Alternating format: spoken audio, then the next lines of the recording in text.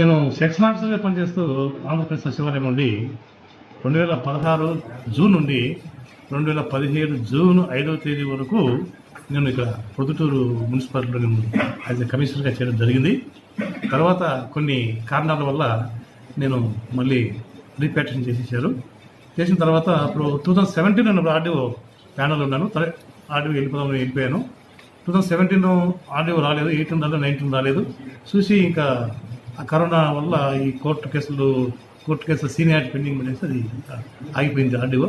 తర్వాత నేను మళ్ళీ కడప, మా సొంత జిల్లా హెడ్ క్వార్టర్ కడప మున్సిపల్ కార్పొరేషన్కు యాజ్ ఏ డిప్యూటీ కమిషనర్గా డిప్యూటేషన్ రావడమైంది. ఇక్కడికి వచ్చి 10 నెలలు అక్కడ చేస్తూ ఉండగా ఇక్కడ నాకు పై అధికారులు విల్లింగ్ అడిగారు, ఇక్కడ నువ్వు వెళ్ళగలవా, పోగలవా, చేయగలవా అని నేను చెప్పడం జరిగింది. ఎందుకంటే మన ప్రిన్సిపల్ సిఎస్ మేడం దగ్గర నేను 1.5 year వర్క్ చేశాను ఆమె దగ్గర. ఆమె వెళ్ళినటువంటి నాకు శ్రీలక్ష్మి మేడము. ఆమె కూడా ఫోన్ చేసి అడిగింది, ఏమయ్యా శివారెడ్డి మీరు అదే ఊరు ఉంటాను కదా, ఎల్లవయ్యా మీ ఊరు అంటే, మేడం నేను కనుక్కుంటుంది ఎమ్మెల్యే గానే, ఎమ్మెల్యే విల్లింగ్ నువ్వు ఫోన్ చేసిన మాట్లాడేటప్పుడు చెప్పాను అని అనడం. తర్వాత నేను సరే అని ఓకేలే మేడం వెళ్తాను చెప్పన్నా.